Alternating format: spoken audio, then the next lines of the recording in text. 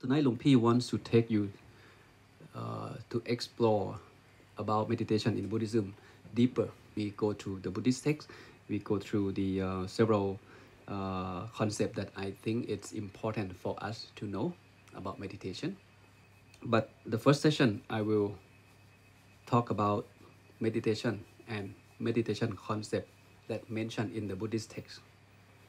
So as a Buddhist monk, we should know what is meditation, and we should know how to meditate properly. And for further study, before I forget, okay, there are two sutras I recommend. The first one is Satipatthana Sutra, and another one Anapanasati Sutra, which is the one that we learned last session. Okay, but we only learn, remember, we only learn one part, the body part, not the mind, not the feeling, not the mind object. Okay, there are 16 steps, but we only learn 4 steps on the first sutra, Anapanasati Sutra. But for Satipatthana Sutra, okay, both of these in the Majjhima Nikaya, which is the middle length teaching of the Buddha. Okay, Sutra number 10 and Sutra number 118. Okay, let's start off with the first question to you. Question number 1.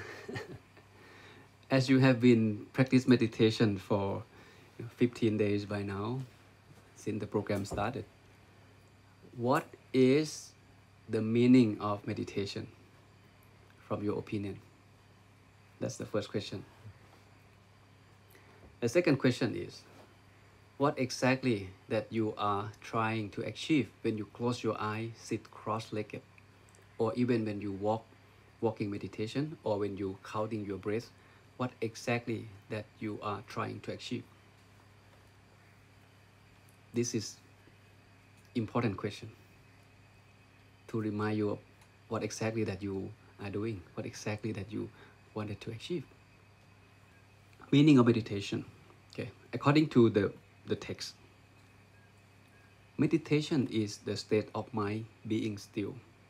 Okay, the key word that used in the text is concentration. Sometimes they call the unification of mind.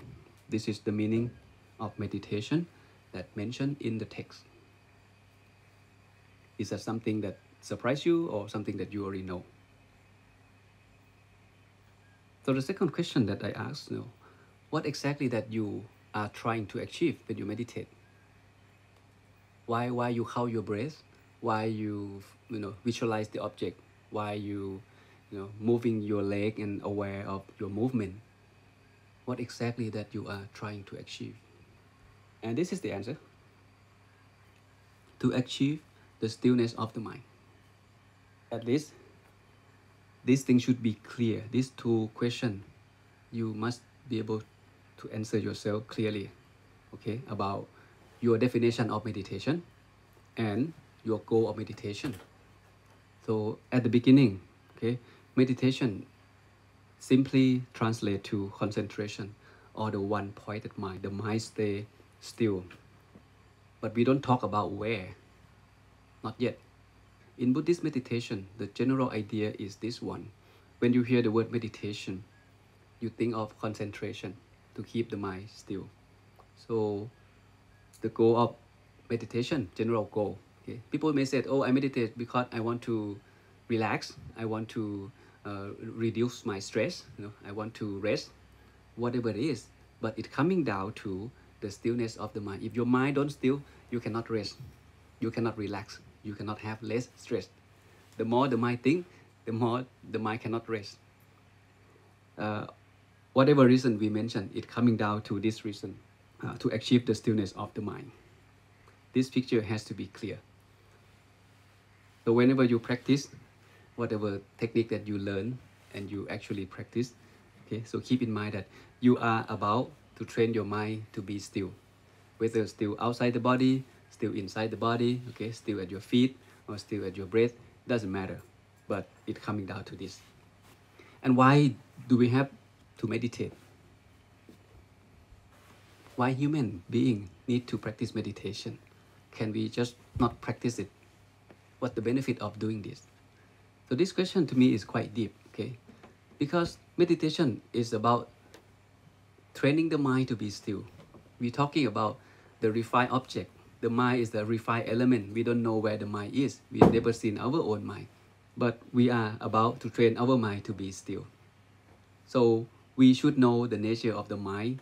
Once we understand the nature of the mind, then we can work around to find way that allow our mind to stay still. So this is the nature of the mind mentioned in several places in the Buddhist text. Okay, let's take a look. The mind is like a fish. Okay, when you throw the fish on the dry land, okay, the fish is not happy.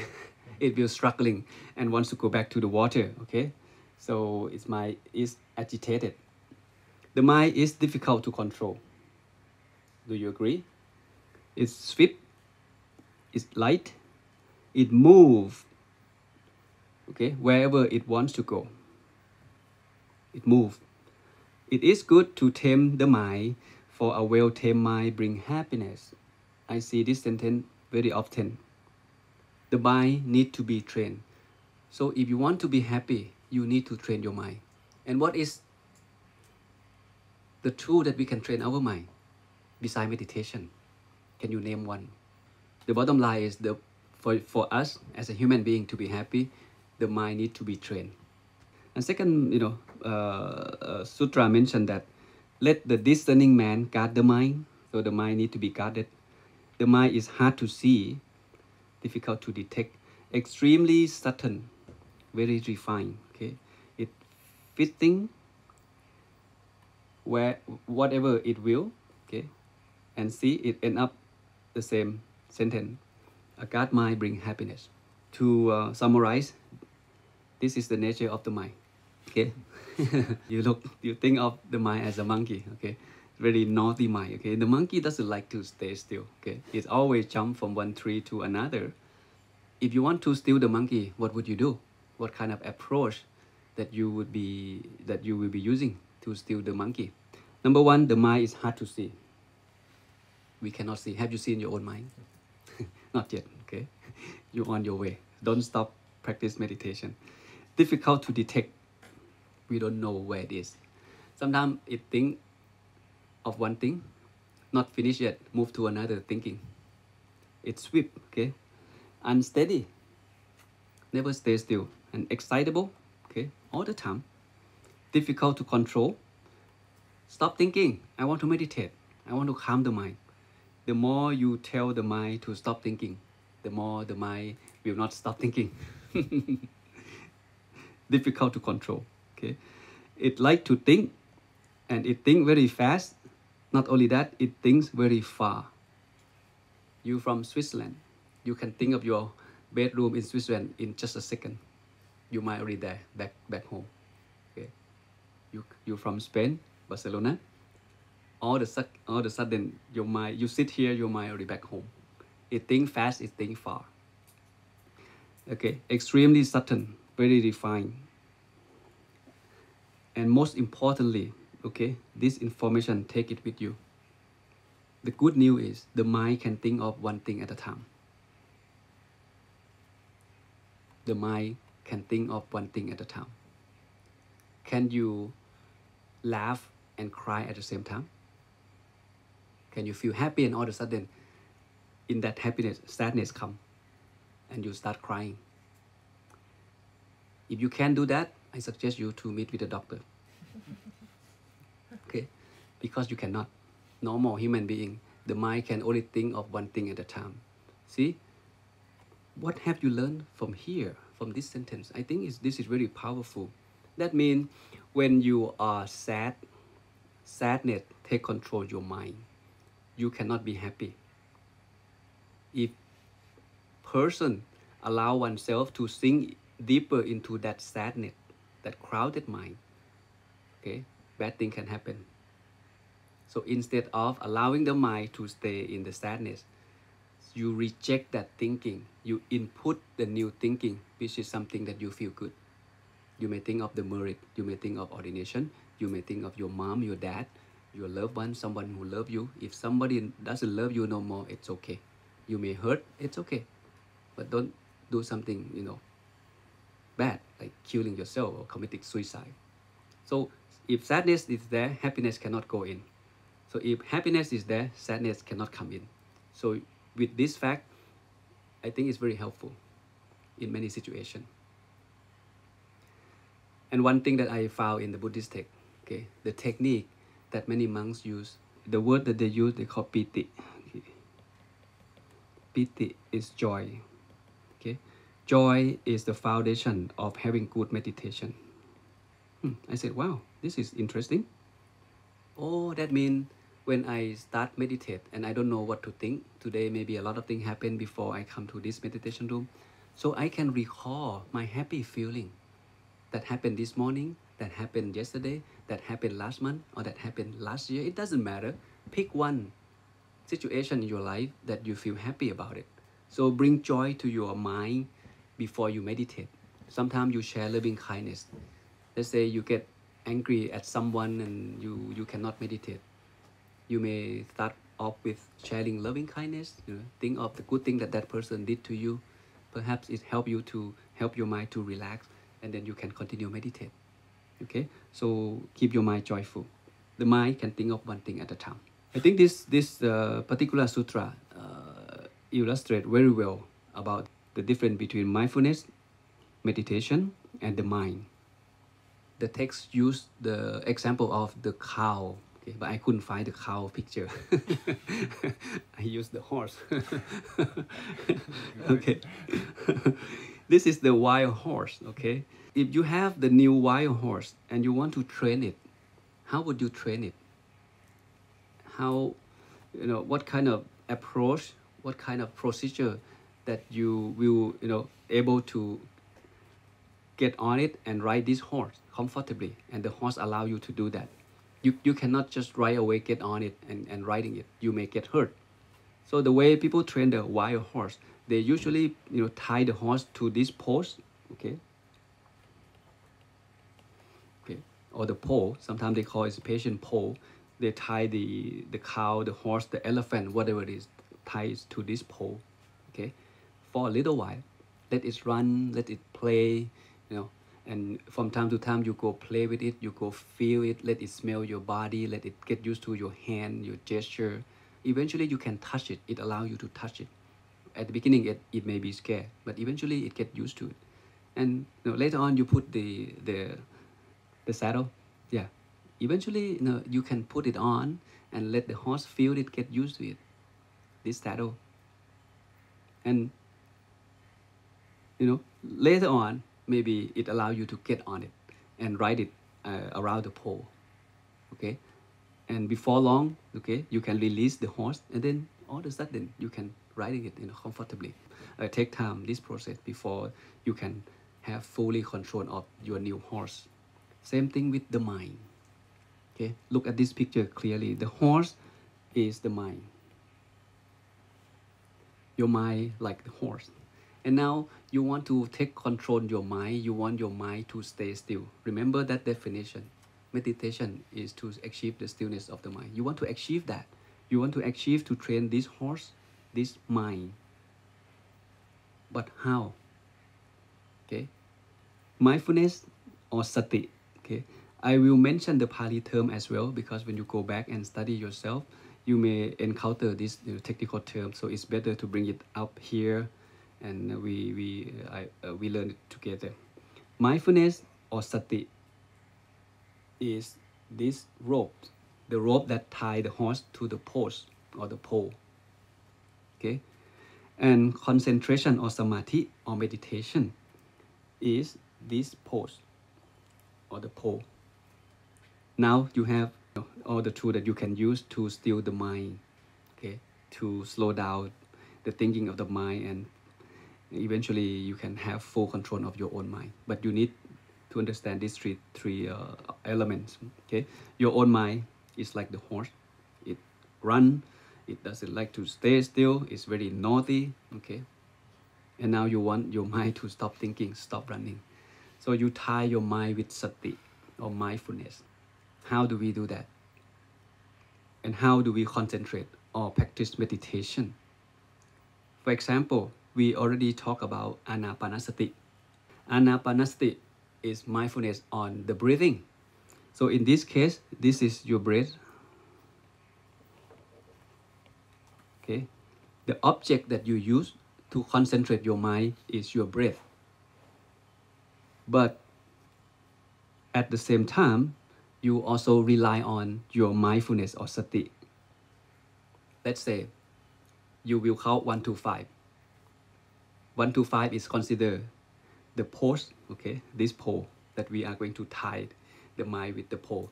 So 1 at your nose, 2 at your nose, 3 at your nose, and when you hit 4, your mind slip out. And your mindfulness telling you, no, it's supposed to 5, not go out. So you bring it back, and then you continue with 5. And then start 1 again, 2 again, 3 again. And all of a sudden, you lost what did the number that I count, your mind is outside. So when you acknowledge that, you bring it back. So this is the rope, okay? You pull it back. Everyone follow me so far? Okay, simple, right? Okay. So this is just one example of the breathing. What about walking? Walking meditation, same thing. You place your attention at your feet, right? When your feet touch the ground, you feel the sensation around your feet. When you lift your feet, you know it's moving up. Okay, you know it's lifting. You lift your right leg, and then you move your right leg, and then you place your right leg. You know exactly each step that you move, and all of a sudden you are about to lift your left leg. While you're doing that, your mind think of lunch. Oh, it's lunchtime. So you lost it. What is the next step? So that mindfulness telling you that, oh, I lost it. So you start again. Okay, place it down, right leg, standing, standing, standing. Okay, nothing move. The mind is here. I know I am standing. I am about to move or to lift up my right leg. So you remind yourself, lifting, lifting, lifting. Okay, now I'm about to move. Moving, moving, moving. Oh, lunge again. The horse go out, think of lunge again. Oh, so you lost. Okay, this is how you lost conscious. It's called, and that's mindfulness help. Mindfulness bring it back. Okay, and keep practicing walking meditation or keep practicing the breathing meditation long enough. Eventually, okay, the mind will stay still wherever you want to. Let's say in breathing, you focus here.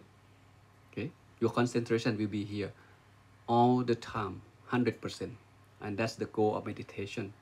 If you walk, your goal is to know every step that you walk in that 10 meter back and forth, 100%. Go back, go out and come back, 100%. You know exactly every step. It's not easy to deal with this wild horse. It's not easy. The mind is very subtle. You look at these characteristics of the mind. It's not easy to deal with it, but there is a way to deal with it effectively. You're just gonna have to find your own way, whether breathing, whether walking, whether visualizing, whatever it is, which we will, explore a little bit deeper. Meditation is an English vocabulary which never exists in the Buddha time. Okay, a lot of things get translated, but keep in mind that in the Buddhist text, originally it kept in Pali. Okay, and sometimes we run out of English vocabulary to explain one Pali word, and that is why, to me, it is important from time to time for us as a student to understand a certain Pali word or the technical term. Okay, so back then the word that they use is bhavana, not meditation. They use bhavana. What is mean by bhavana? Bhavana translate to grow, or to grow, to develop, or to cultivate. To grow what? To cultivate what? To cultivate the quality of your mind. That means the more you do bhavana, the better of the quality of your mind. And tonight we are going to explore two main types of meditation in Buddhism. But I want to start off with this vocabulary so we can be clear, okay, before we go deeper. There are two types of Buddhist meditation. The first one is called Samatha Bhavana or Samatha meditation. When you read books, you may hear Samatha meditation. Don't get confused. Okay, original word is Samatha Bhavana. Samatha is again Pali, Bhavana also Pali. Okay, we'll get to the translation in a moment. And the second type is called Vipassana Bhavana. Samatha Bhavana and Vipassana Bhavana, or Samatha meditation or Vipassana meditation. What it means by Samatha Bhavana? Samatha means stillness, stop, calming. That is the meaning of Samatha. Bhavana means, of course, develop, grow, and cultivate. So altogether, Samatha Bhavana means, okay, to develop the quality of your mind. Okay, we can use the word mental cultivation that aims at tranquility or calmness of the mind. Okay, this definition has to be clear before we move further. So when you hear the word samatha, you think of calmness. Samatha meditation is the meditation that helps to calm the mind. That's it, period. Many techniques that helping us to calm the mind, but they are in the samatha category. You need to be able to differentiate, is this one samatha or this one vipassana? And the second one, Vipassana Bhavana. Vipassana mean what? In Vipassana, the first one, there are two root vocabulary. The first one is vi. This is this one. Vi mean what? Vi is a prefix. Vi means in a special way, different way, noble way, not normal way. This is called vi. Okay? And Passana, whenever you hear the word Passana, you think of seeing something, understanding something. Okay? Passana means seeing or perceiving. So altogether, Vipassana means you see something differently. You see something in special way that you don't see in the normal way. So to put it together, we can say Vipassana Bhavana means mental cultivation, okay, that aims at seeing in the special way that lead to insight and liberation. Okay, there are two keywords here. The first one is insight, okay, which is wisdom, and the second one is liberation, which is freedom. By understanding this definition, okay, it helps you to study more effectively. Whenever you have doubt, you look back to these two definitions. Okay, what is samatha? What is vipassana? This is very important. Two main type of meditation in Buddhism. The first one is samatha bhavana or samatha meditation or calming meditation, meditation that help calm the mind down. And the second one is vipassana bhavana or the meditation that help us to develop wisdom. Okay, and with that wisdom, it leads us to the super knowledge that help us to be liberated or free ourselves from the defilement or the ignorance or the misunderstanding. Now we are talking about meditation in Buddhism. We have to have this picture clear.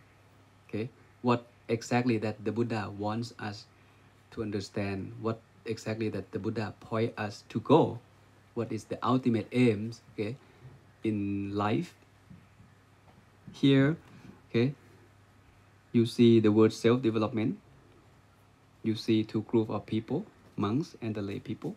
Okay, you see the highway, okay, up here, and you see the final destination, which is we call supreme happiness, or we call nibbana, or sometimes we call liberation. Okay, that's the final destination.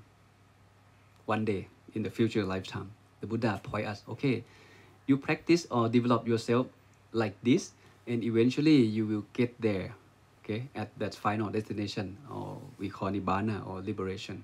But you need to develop yourself. You cannot just all of a sudden enlightenment or arrive at nibbana. Okay, and the question is how to develop ourselves, how to train ourselves, whether you are a monk or a lay person. In order for you to get there, the Buddha gives us three frameworks. Okay, the first one is sila or morality. The second one is samadhi, meditation or concentration. And the third one is wisdom or panya. Here come to the interesting part. As a human being, we have body and mind. Okay, body and mind together become us, human being. So to develop ourselves as a human being, we need to develop both body and mind. But it's not enough. There's one more element that we need to develop as well, which is the wisdom or panya, this one. And how do we do that? To develop the body, the Buddha suggests us to observe precept. Okay, precept or sila, okay, or morality. It helps us to develop body and speech. Okay, we can call physical and speech, bodily action and verbally action. This is the first step, which is observing precept, to help purify body and speech, to help develop this, our body and our speech to be pure. Okay, in order for someone to arrive or to reach Nibbana, that person mind need to be very pure, 100% pure. Pure from what? Pure from mental impurity, pure from defilement. And the second one is you need to develop the mind. And how do we develop the mind? We have to practice meditation. To be specific, okay, this one is Samatha, meditation. And to develop wisdom, this one is called Vipassana. This picture, again, has to be clear. And why do we need to get to Vipassana level? Because once you have achieved Vipassana meditation or Vipassana Bhavana, you have achieved the super or supreme knowledge. And that knowledge help you or lead you to liberate or free from defilement, which is the state of Nibbana. So in this part, the Buddha discovered by himself. Back then, in the time of the Buddha, a lot of people practice Samatha. Samatha is nothing new.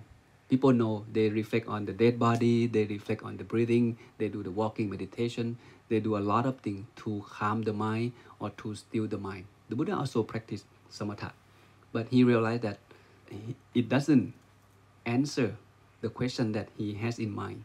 Okay, why myself is still, being suffer? There must be the way out. So he discovered something called Vipassana Bhavana, which is very new. Okay, during his time, no one know about Vipassana. The Buddha is the one who discovered and teach Vipassana meditation. So keep this picture in mind. In order for us to be enlightenment, to be liberated, okay, from the mental impurity, to purify our mind, we need to practice Vipassana meditation or Vipassana Bhavana. And this is the one. This is Vipassana Bhavana, okay? And this is Samatha. Precept is the prerequisite. Once you observe precept, your mind is free from worry, okay? No killing, no stealing, no sexual misconduct, no lying, no intoxicate yourself, okay? Start from the 5 precepts. And then for the lay people, 5 precepts, sometimes 8 precepts. But for the monk, we observe more, right? At least, 227 precepts and more than that. And once we observe precept, we're comfortable with our own precept. Our mind is free. Free from what? Free from, worry about feeling guilty, about doing something bad, The mind come back. It relax. When you close your eye, when you go to bed, you can go to bed in peace. So that's the power of observing precept or keeping precept clean. And once you feel comfortable with your precept, your physically and your verbally, okay, is in good shape, not harmful for yourself and for others, then when you meditate, which is this one, the second step, you start practice Samatha to calm the mind down. Now the mind has no worry, not many worry, so it's easy to calm the mind down. But people who don't observe precept, if that person is still killing, still lying, still toxicate, still doing something bad, that kind of mind cannot be still when you close your eye. That is why precept is the prerequisite for someone who want to have a good meditation experience. So when you practice meditation until the mind completely still, okay, then you move on, okay, to the next level, which is, Vipassana. Okay, this is the idea. And now we're going to explore deeper what exactly is Samatha, how do we practice Samatha, and what exactly is Vipassana, and how can we practice Vipassana. In the Buddhist text mentioned that there are 40 techniques. Okay, we call it device or object of meditation that the Buddha teach, and it was all of them, they were widely used or practiced by a lot of people, and it has been notified that it works. In fact, there are more than this, but this 40 technique happen to be the most effective that a lot of people, practice back then. So what are, these 40 device or object of Samatha? Remember, Samatha practice to achieve the calmness of the mind. So whatever you pick in this 40 technique, it will help you to still your mind. It will help you to calm your mind. The first one is called anusati. Okay, what is anusati? Anusati means recollection, recall of 10 things. Okay, so Long Pi will not go over all of this, okay, because it's a lot of information. But my idea here is I want you to know the big picture. I want you to hear the terms. I want you to familiar with the vocabulary, and we may touch on a few things, okay, in this 40 technique. Same thing with the Vipassana side as well. So anusati is the recollection of 10 things. What are those 10 things?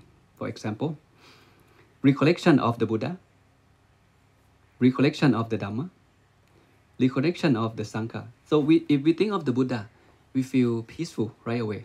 Most Buddhists, we feel safe, we feel secure. Okay, when you think of the teaching of the Buddha, sometimes it's kind of brightening your day. When you stuck with something, you think of the teaching of the Buddha, it helps calm your mind down.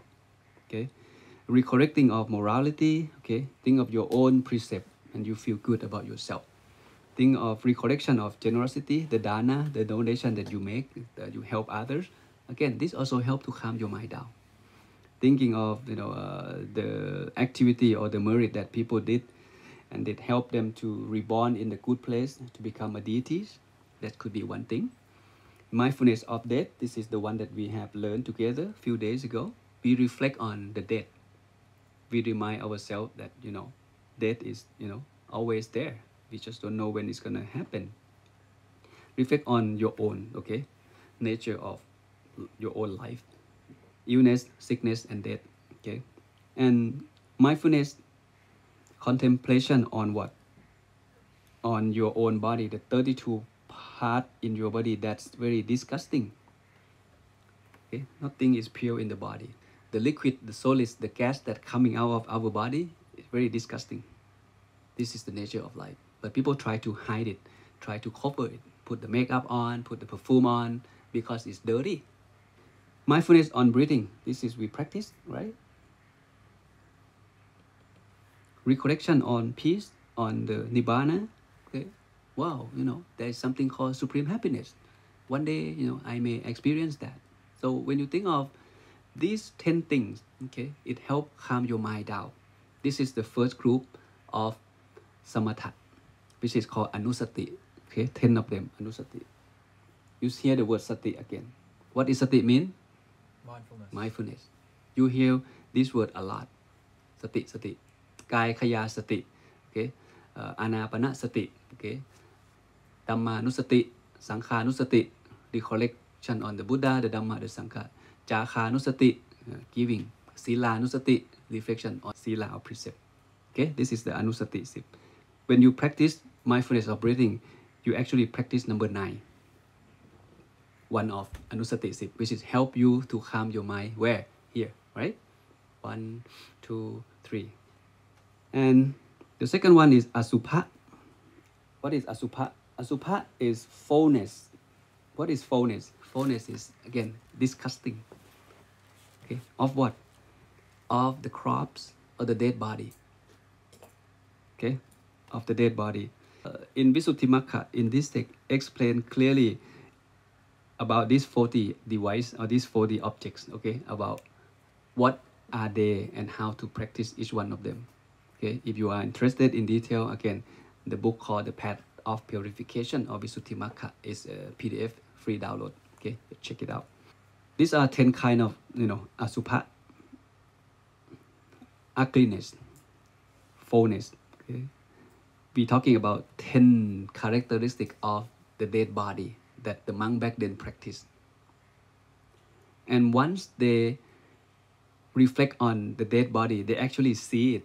It helps calm the mind down for some people. But for many people, we got scared. So you don't have to choose this object or this device. This is just, one device that people use and it works for them. It may not work for you. Okay, what are those? For example, the the swollen crop. It's like getting swell. Okay, almost explode. Maybe die a few days. Okay, the bluish. Okay, this color crop.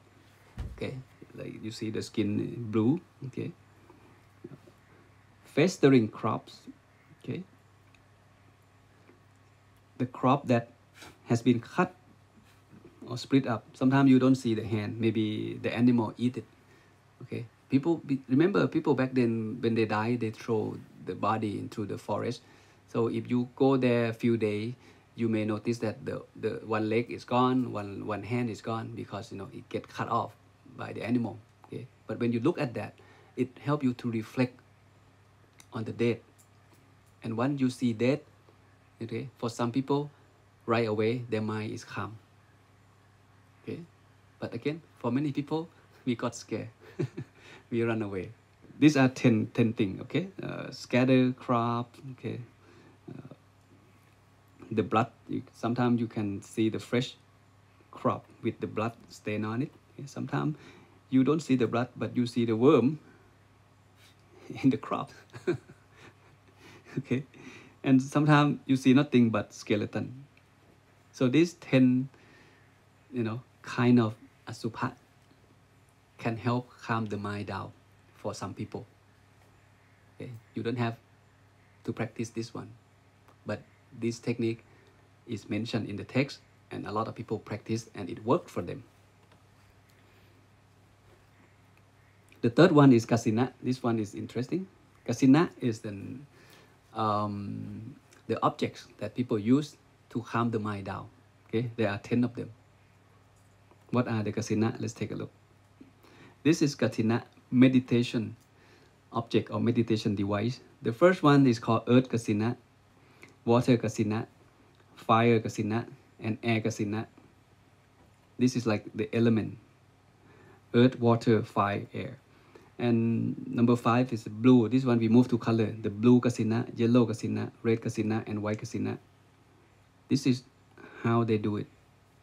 They look at the color and pay attention, fix to that color that you look at all the time.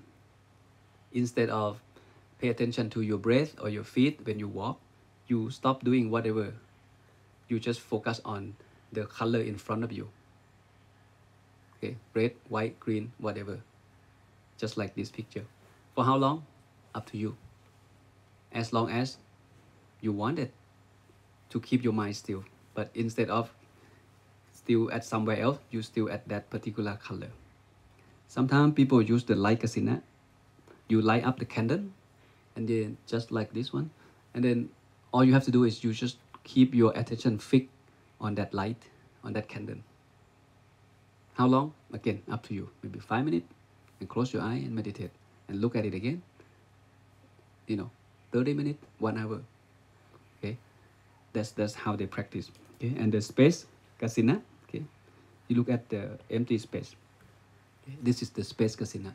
You look at nothing basically. You look through the air, but keep your mind fixed somewhere. See, these are 10 techniques of meditation device under the group of Kasinna. There are many of them. Okay, we're not gonna go through all of this. I just want to get you start off. Okay, so they're not just one technique for you to practice, so you can explore. Your job is to explore what technique work for you, what technique help you to calm your mind better. So now we have gone through 30 of them already. So we have 10 left. The first uh, 4 is Brahma Vihara or divine abiding. This one I think you're familiar, right? There are 4 things. When you meditate, you start off with loving kindness, compassion, gladness, and equanimity. Like I said, bring joy to your mind. Don't keep your mind angry at something. So when you're not feeling good, things happen at work, there's a conflict, when you come back, you don't know what to do. You can pick this technique by start sharing loving kindness toward that person. It may take 5 minutes, it may take 10 minutes, it may take 30 minutes, but eventually, if you can let go, okay, utilize that loving kindness technique, your mind can be still. Instead of keep on thinking that person face and getting mad at him all the time, you will eventually let go and the mind come back. Okay, so loving kindness, compassion, gladness, and equanimity. So these are another 4. And another 4, okay, is arupa jhana. Okay, this is advanced, the most advanced in this 4D technique. Okay, arupa jhana or immaterial state. This is something very new to many of us. We may not heard about rupa jhana and arupa jhana. It's okay, just for now, just familiar with the word first. Okay, this is advanced. So people reflect on this when they are advanced. They reflect on, or they concentrate on the emptiness, the boundless of space, the boundless of consciousness, okay, the perception, non-perception. Just get to know the term first. And this is called arupa jhana. This is advanced. Whatever it is that you choose, okay, it will help you calm the mind down. That's the idea. Okay, and 2 more. Ahare patikula sanya. This one. Ahare patikula sanya. This is the one that you practice every day before you eat breakfast and lunch. You say yatha patayang pawatamanang thatu matame vetang. The food that you're about to eat, it look beautiful, it look delicious, it smells so good. But when you eat it, and it go through your digesting system, tomorrow morning, it look ugly. No matter how much does it cost, they all look ugly in the morning. So you reflect on that. Once you reflect on that, it helps you calm the mind down. And the last one is called Thatu Wattu. This one is the reflection on the 4 elements, which is earth, water, wind, fire. This is us. We compose of earth element, like the bone, the nail, the teeth, right? Something solid. We compose of water element, the blood, the saliva. We compose of fire, temperature. And we compose of the wind, which is the gas, the space in the body. So we reflect on this. There is no us. Once you reflect on this, whether the person love you or the person that hate you, they're all the same. They're just element. So once you understand that, you let go and your mind come back and stay still. So this is the Samatha. There are 40 technique, 40 device or 40 object for us to practice and to choose which one work well for you. But whatever technique you choose, at the end, it should help you to calm your mind down and help you to still your mind more effectively. And what is Vipassana then? 40 technique on Samatha. Vipassana, we're looking at this, this on the yellow color, okay? There are 6 items. Once you understand all of this, this is called Vipassana. This is Vipassana, again, is the most advanced meditation. And this is the meditation that the Buddha wants us to know how to do it and to be able to do it. If you cannot practice Vipassana, then liberation cannot happen. Enlightenment cannot happen. This is what he discovered. He has gone to Samatha himself.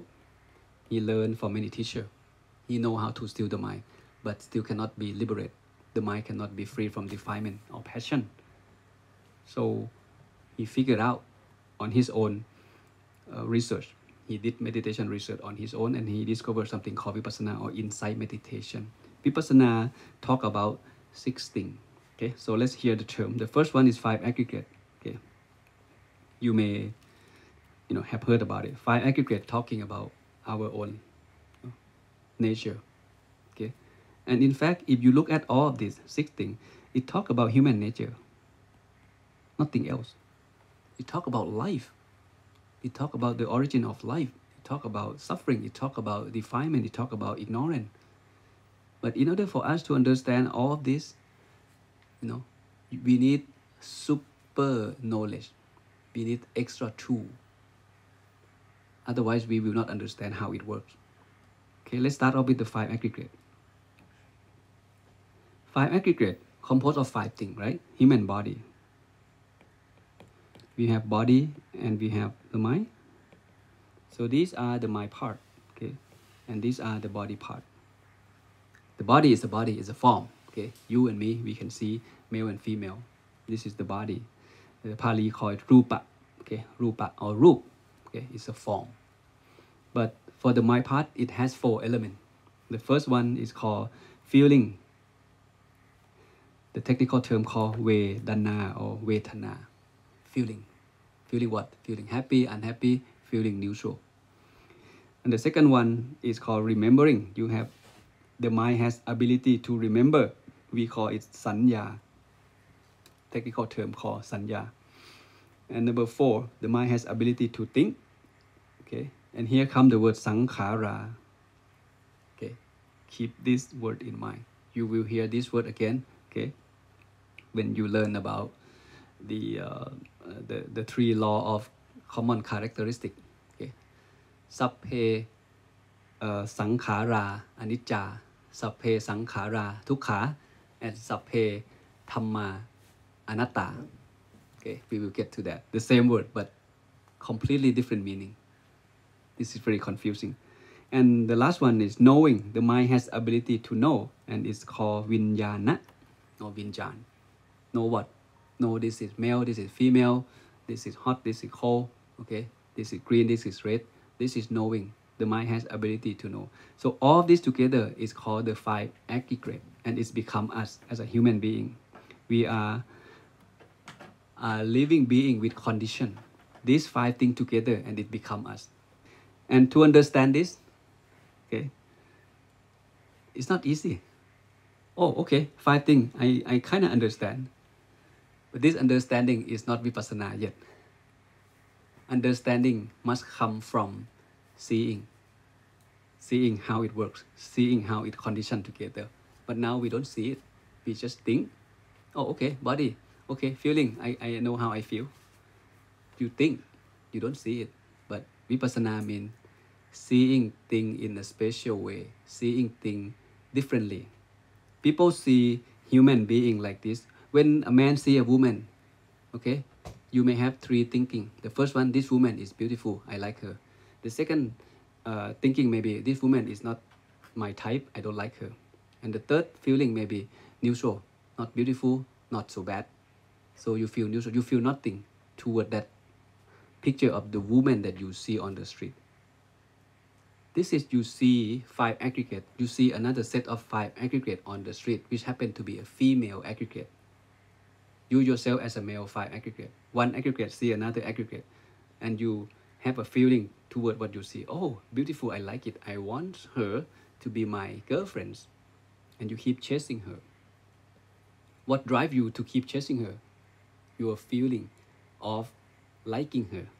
But if you don't like her, you have no interest, right? So you walk past by. You don't need her number. You see? And this is seeing thing that most people see. Seeing thing because the condition, you set condition. If she tall, if she white, I like. If she short and she fat, I don't like. You set condition to that five aggregate. But if you practice Vipassana, you will notice that whether she tall, she fat, she white, she dark, she just another set of five aggregate, which is subject to impermanent. She will get old, she will get ill, and she will die, and same as me. So should I like her or should I feel nothing toward her? This is Vipassana. You see, it's deeper. So we need to see things differently from what normal people see. And it needs wisdom. It needs the right understanding. That's why Vipassana is difficult. So ayatana, okay, Lumpy will not cover all this. I just want you again to hear the term. Ayatana means the sense bed, okay? Sense bed, your eyes see object. There are 12 of them. Ear, hear the sound, right? Nose, smell, okay? The tongue, taste, the physical touch, and the mind think. So this called 12 ayatana. Okay, element again. Element, not just 4 elements. This is for samatha. We talk about 4 elements here, but in vipassana we talk about something deep. Okay, not just water, wind, fire, and air. Okay, we talk about something else. We talk about body element. We talk about joy element. We talk about feeling element. Okay, the 18 of them. Okay, this is something very deep, and normal people with normal brain, we cannot understand it. We need something, okay, to help us to see this thing differently than normal people see. Faculty, okay, not just eye, ear, okay, nose, tongue, touch. There are more than that, okay. Altogether, there are 22. Unbelievable. Something very deep. And this is something that everyone seems to kind of know about it. Okay, the Four Noble Truth. The Four Noble Truth is considered one of the Vipassana that we must understand. And the last one, the most difficult one, is the Paticca Samuppabhata, or dependent origination. Okay, this is the most difficult one to understand. And all of this we cannot understand fully intellectually. Just try to think from our own brain. You just can't. The Buddha discovered the tool that help him to understand all of this. The text says, for those who want to practice meditation, you approach good friend or you find good teacher, okay, who can guide you about those 40 technique. Okay, some master may expert in walking meditation. Some master may expert in breathing meditation. You go find them, okay, Kasinna or whatever. You go find them and learn from them. And he should apprehend. Okay, that means you should select any one of the 40 technique in samatha, and that will help you, okay, to calm your mind down. If you don't give up, you very determined, in the subject or the device that you use to calm your mind down. Here again, maybe help you to understand samatha a little bit clearer. So all of these 40 of them, whatever it is, okay, at the end, it helps you to calm the mind down. The mind will stay still, or we can call that state of mind is the one-pointed mind. Okay, whatever technique you use, reflect on the dead body, or mindfulness of the breathing, or walking meditation, or recollection of the Buddha, the Dhamma, the Sangha, or the loving kindness. It will help you to calm the mind, and the mind will stay still. That's the goal of practice samatha. And one thing happened before the mind can be still. Okay, this thing has to be removed. The 5 hindrances. This is the obstacle that always there when someone practice meditation. And that is why we need to know what are these 5 things, okay, and how to get rid of it, how to kind of work around and deal with it when it happens during your meditation. And these are the 5 hindrances that need to be removed. If we can remove this thing, okay, then the mind can be still. If we cannot remove it, then the mind cannot be still. What are these 5? The first one is sensual desire, or kama chanta, sensual desire. You desire for human, animal objects. Okay, you sit here. Let's say you go arms out in the morning and you notice the sign on the sidewalk. Hey, there's a new phone coming up, iPhone. And you come back and meditate. You may thinking of having that phone. So this is called sense desire. It don't have to be sexuality or anything. It can be any object. This is called a sense desire. It happens all the time.